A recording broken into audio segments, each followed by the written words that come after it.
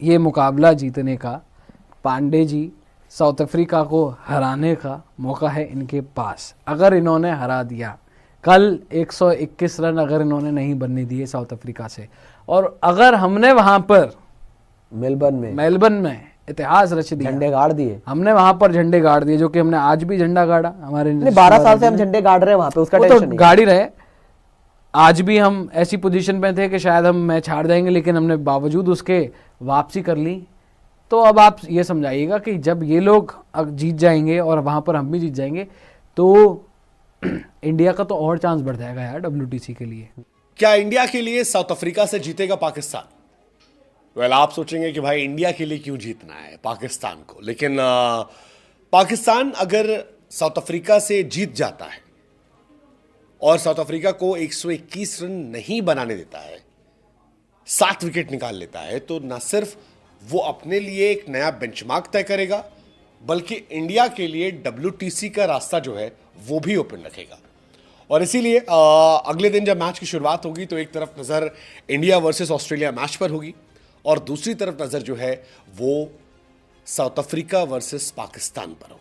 और बात हम कर रहे हैं नीतीश रेड्डी की, जिन्होंने एक जबरदस्त शतक लगाया और जो लोग वहां मौजूद थे, तमाम क्रिकेट के जो दिग्गज वहां मौजूद थे, उन्होंने कहा है कि जितने भी शतक, जितनी भी पारियां उन्होंने टेस्ट क्रिकेट में देखी हैं, अगर वो कहेंगे कि भाई टॉप नॉक्स, उसमें नीतीश रेड्डी की ये पारी आएगी, ये शतकीय पारी आएगी। जहां पर टीम इंडिया नीचे लगी हुई थी, फॉलो ऑन बचा पाएगी नहीं बचा पाएगी, इस तरीके के सवाल उठ रहे थे, और वहां नीतीश रेड्डी जो है वॉशिंगटन सुंदर के साथ एक जबरदस्त पार्टनरशिप लगाते हैं, और फिर जिस अंदाज में, जिस सर्कमस्टांसेस में उनका शतक पूरा होता है कि विकेटें गिर गई सामने से, आखिरी विकेट बची हुई है, बैड लाइट भी हो रही है, और वहां नीतीश रेड्डी शतक लगाते हैं, उनकी सेलिब्रेशन अपने आप में यूनिक। भैया नीतीश कुमार रेड्डी की जय हो। क्या करारी पारी खेली, मजा आ गया।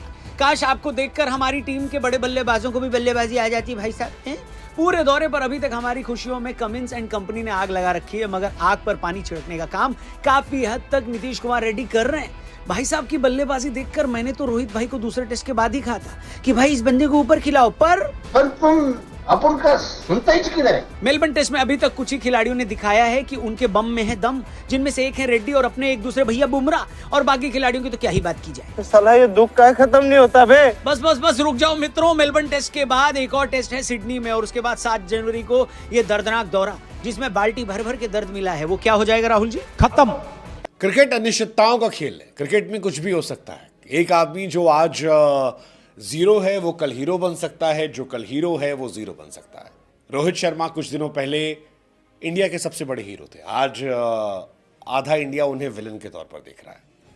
DSP सिराज जो इस मैच में एक दिन पहले इंडिया के सबसे पिटे पिटाए गेंदबाज थे, जिनको लेकर मजाक बन रहा था कि DSP सिराज फायर नहीं फ्लावर है, वो 24 घंटे बाद इंडिया के हीरो बन गए, और आधा इंडिया कह रहा है कि भाई we believe in DSP Siraj.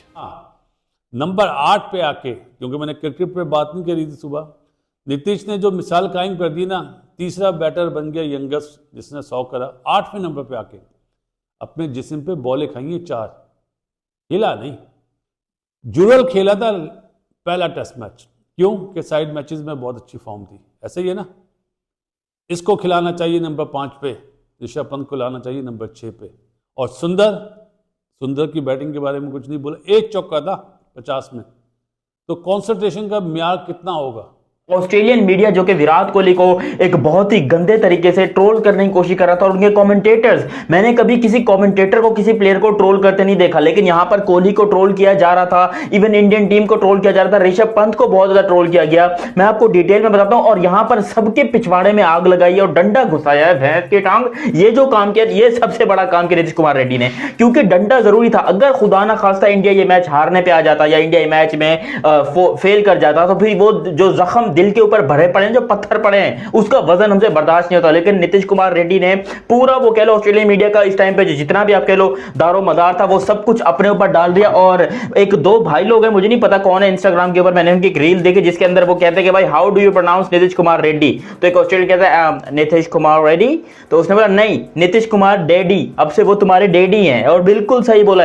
कैसे ये पाकिस्तान की जीत सीधे सीधे इंडिया का फायदा कराएगा। सीधे तौर पे इंडिया का ही फायदा है, हालांकि कंसीडरिंग इंडिया एमसीजी में वहां पे झंडे गाड़ रहा है, मतलब वहां पर इंडिया मुकाबला जीत रहा है। अगर आप हार गए अभी तो हम यही बात करके चल रहे भाई, लेकिन इफ ये भी जीतेंगे और हम भी जीतेंगे। If Pakistan creates history in south Africa in Centurion, अगर पाकिस्तान ने 121 रन नहीं बनने दिए और पाकिस्तान इस मैच को जीत गया और उधर हिंदुस्तान ने मेलबर्न के अंदर झंडे गाड़ दिए और ऑस्ट्रेलिया को हरा दिया, तो पूरा WTC टेबल जो है वो खुल जाएगा प्रॉपर तरीके से। ये ट्विस्ट एंड टर्न्स हो जाएगा यहाँ पे, क्योंकि साउथ अफ्रीका फिर रह जाएगी 76 पॉइंट्स पे और इस मैच को हारते ही साउथ अफ्रीका का विनिंग परसेंटेज हो जाएगा 61।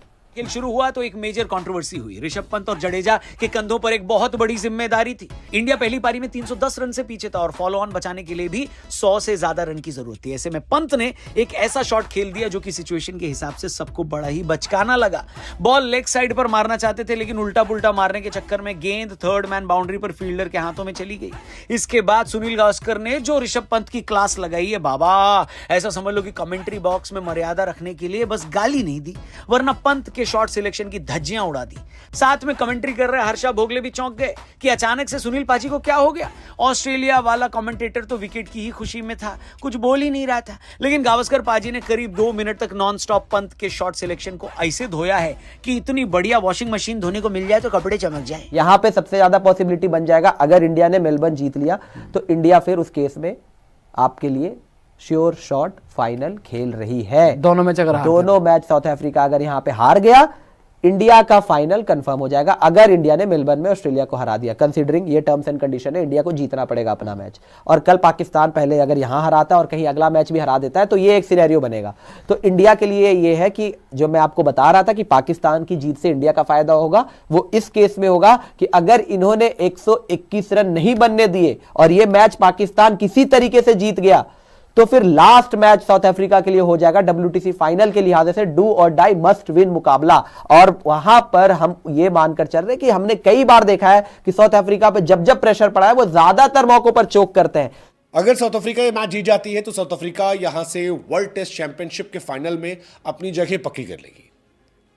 लेकिन अगर साउथ अफ्रीका ये मैच हार जाती है, तब इंडिया और ऑस्ट्रेलिया के लिए मौका जो है वो बना रहेगा। साउथ अफ्रीका पाकिस्तान को अगर हराती है तो डायरेक्ट क्वालिफिकेशन है वर्ल्ड टेस्ट चैंपियनशिप के लिए। अगर इंडिया दोनों मैच जीत जाती है तो इंडिया का डायरेक्ट क्वालिफिकेशन है।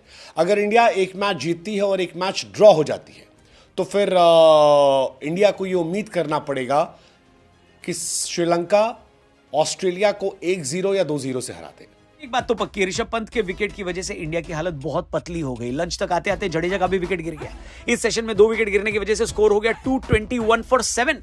हालांकि नीतीश कुमार रेड्डी और वॉशिंगटन सुंदर ने यहां से लंच तक कोई और नुकसान नहीं होने दिया और स्कोर कर दिया 244 पर 7।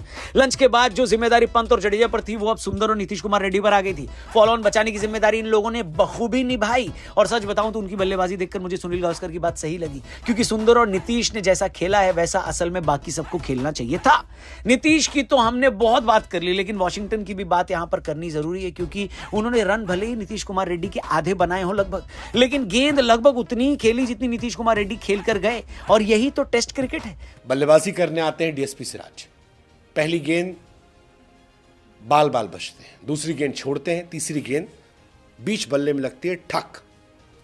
डीएसपी सिराज का वो शॉट जिसके लिए सभी स्टेडियम में मौजूद 80,000 लोगों ने खड़े होकर ताली। जो मैच टीवी पर देख रहे थे वो डीएसपी सिराज की इज्जत बढ़ा दी है।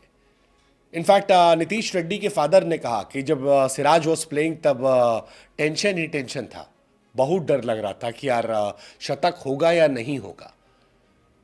मतलब डीएसपी सिराज के वो 3 डॉट बॉल की अहमियत आप ऐसे समझिए कि नीतीश रेड्डी ने डीएसपी सिराज को लेकर एक स्टेटस लगाया जिसमें लिखा I also believe in Siraj भाई।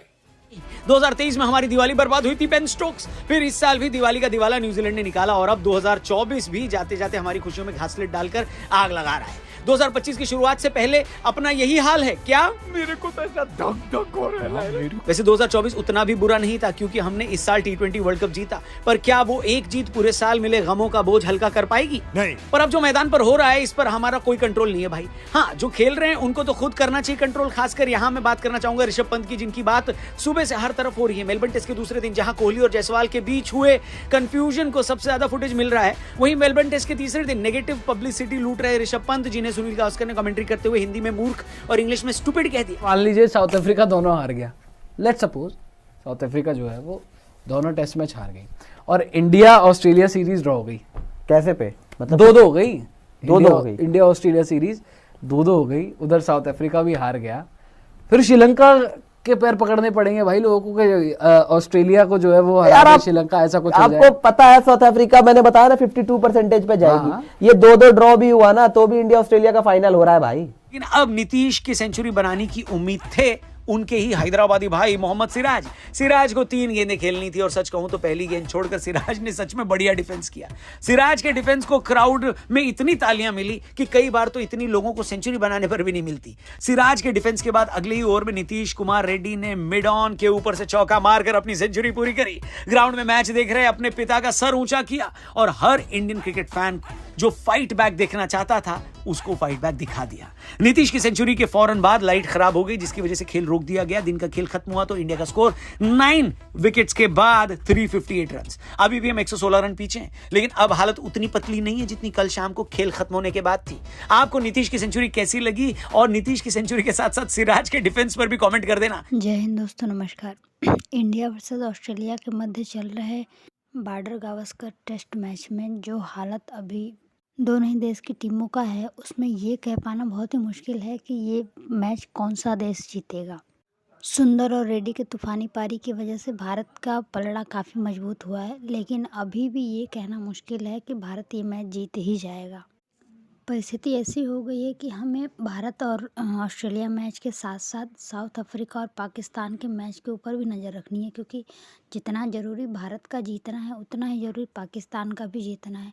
पाकिस्तान के जीतने की वजह से भारत का WTC फाइनल में जाना पक्का हो जाएगा। दोनों ही देश को मैच जीतना बहुत ज़रूरी है और इसके साथ ही अगर 1% ऐसा चांस हुआ कि पाकिस्तान ये मैच ना जीत पाए तो भी एक उम्मीद श्रीलंका से की जा सकती है कि उसे वो मैच जीतना होगा जो भारत के लिए कारगर साबित होगा। दोस्तों, नीतीश रेड्डी और वाशिंगटन सुंदर के साथ साथ DSP सिराज के बारे में भी आप क्या कहना चाहेंगे? अपनी राय में कमेंट बॉक्स में ज़रूर बताएं, क्योंकि नीतीश रेड्डी के शतक में सिराज का भी बहुत बड़ा योगदान रहा है। अपनी राय हमें कमेंट बॉक्स में ज़रूर बताएं। चैनल पे पहली बार आए हैं तो चैनल को सब्सक्राइब और लाइक करना बिल्कुल ना भूलिएगा। मिलते हैं आपसे अगली वीडियो में, तब तक अपना ध्यान रखिएगा। जय हिंद।